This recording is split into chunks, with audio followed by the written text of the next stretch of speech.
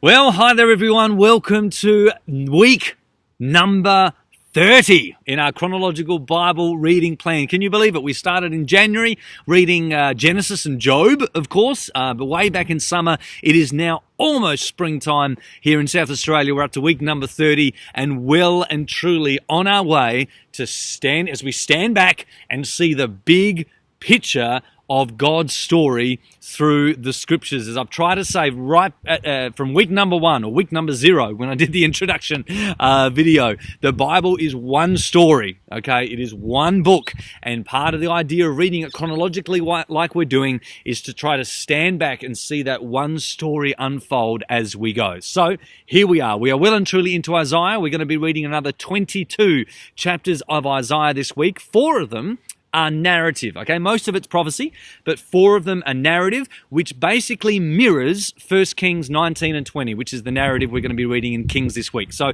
I'll give you a little bit of an idea of the narrative story, where we're at so far and what's going to happen this week, and then highlight a few things to you that I want you to pay attention to, particularly as you read Isaiah, okay? Here we go.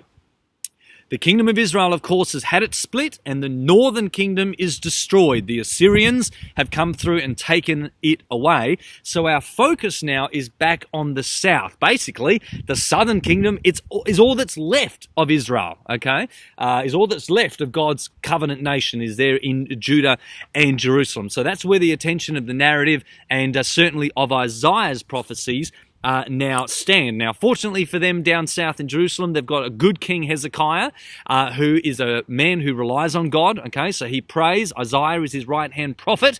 And so the Assyrians, the very guys who destroyed Samaria, Israel in the north, 8 years later, they attack Jerusalem, but because of prayer and prophecy, God fights that army off, and Jerusalem is spared.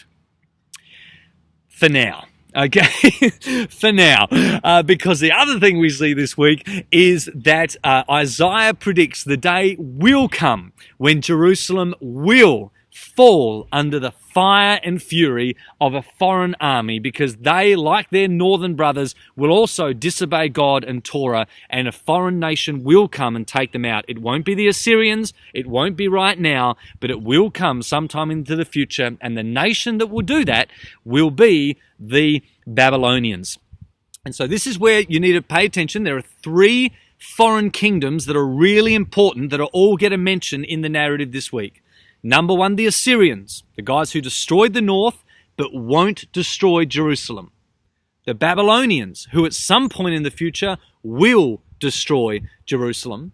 And then Isaiah prophesies another king, or another kingdom, another king. And he names a guy called Cyrus, who will come from another kingdom and destroy Babylon and then restore God's people back to Jerusalem. Now, that is incredible. He names a king that will not even be born for another 100 years or so. All right? He names the future king of Persia. So Isaiah, this is one of the reasons he is a major prophet. God gives him specific names of rulers that are going to come well into the future. And so we see here, we're having a hint, a real clue as to what's going to be happening over the next couple of 100 years in Jerusalem's history, or the history of the Jewish people.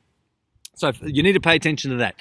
Most of what you're going to read this week is in Isaiah. There are a couple of Psalms. 2 of them are like, yay, God will never let Jerusalem be destroyed. And then the other one's like, God did let Jerusalem be destroyed. Please restore us. Okay, so it has both of these contexts to it.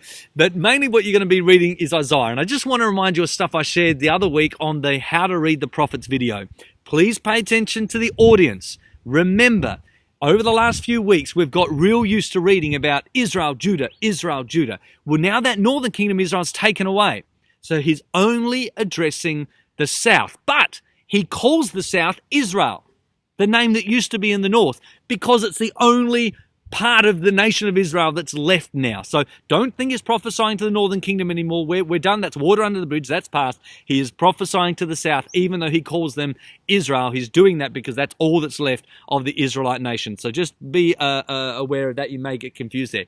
I actually want to encourage you, before you read Isaiah this week, to go back and read Deuteronomy 32, Moses' prophetic song. And the reason I want to do that is because you're going to notice a lot in the prophecies of Isaiah this week Oh, there comes the wind.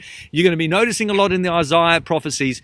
He says, listen, this destruction that I'm prophesying against you is something that God told us would happen way back in the ancient times. And I believe he's referring to Deuteronomy 32 there. So read that, because he uses a lot of Moses' language.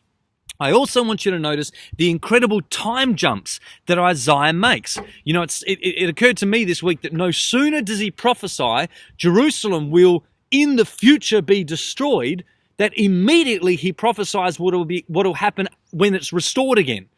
You know, the destruction hasn't even happened, and yet he's prophesying the return of the exile that would come. So he really does make big leaps and jumps in his prophecy. Just have that timeline in your head. And the other thing, with those three kingdoms in mind, okay?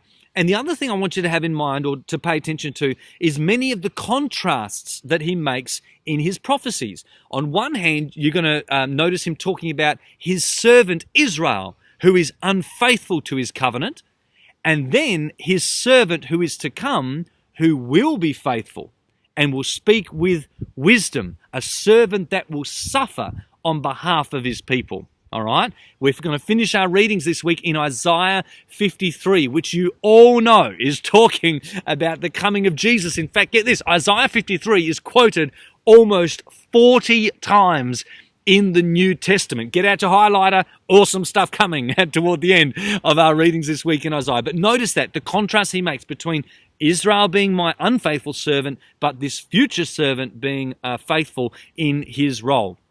He's also going to contrast and say, you know, just like God made a path through the sea and released us from Egypt, so in the future, he's going to make a path in the desert and release us from Babylon. In the future, Zion will become a shining city to the nations once more.